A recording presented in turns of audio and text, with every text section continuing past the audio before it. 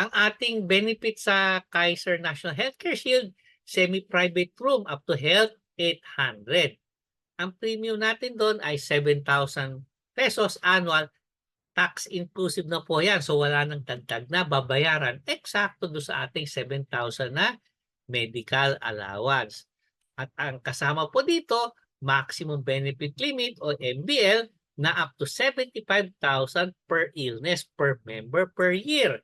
At may access po tayo sa major hospitals. Ano ba to maximum benefit limit?